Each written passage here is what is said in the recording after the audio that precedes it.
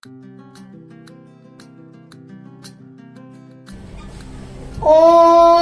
नमः शिवाय। कालभैरवाष्टकम् देवराजसेव्यमान पावनाङ्घ्रिपङ्कजम् व्यालयज्ञसूत्रमिन्दुशेखरम् कृपाकरम् नारदाधियोगिवृन्दवन्दितम् दिगम्बरम् काशिकापुराधिनाथ कालभैरवम् भजे। भानुकोटिभास्वरम् भवाब्दितारकम् परम् नीलकण्ठमीप्सितार्धदायकम् त्रिलोचनम् कालकालमम्बुजाक्षमक्षशूलमक्षरम् काशिकापुराधिनाथ कालभैरवम् भजे।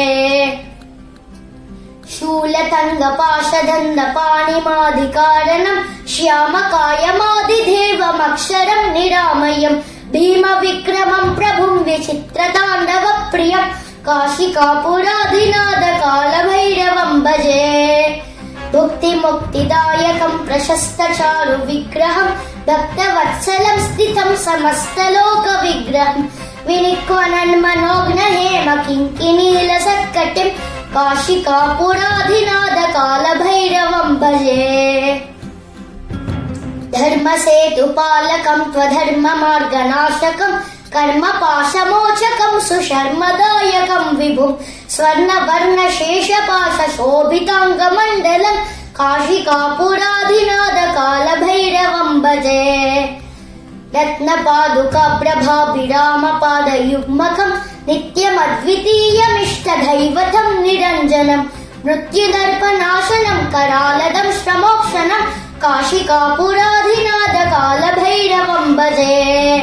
अट्टहासभिन्न पद्मजाण्डकोशसन्ततिम् दृष्टिपापनष्टपापजालमुग्रशासनम् अष्टसिद्धिदायकम् कपालमालिकाधरम् काशिकापुराधिनाथ कालभैरवम् भजे।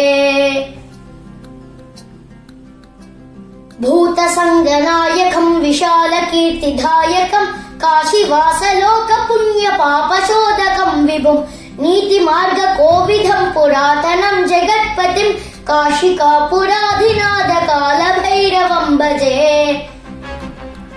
कालभैरवाष्टकम् पठन्ति ये मनोहरम् ज्ञानमुक्तिसाधनम् विचित्रपुण्यवर्धनम् शोकमोहदैन्यलोभकोपतापनाशनम् ते प्रयान्ति कालभैरवाङ्घ्रिसन्निधिम् ध्रुवम्।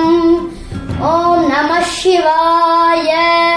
इति श्रीमद् आदिशङ्कराचार्य विरचित कालभैरवाष्टकम् सम्पूर्णम्।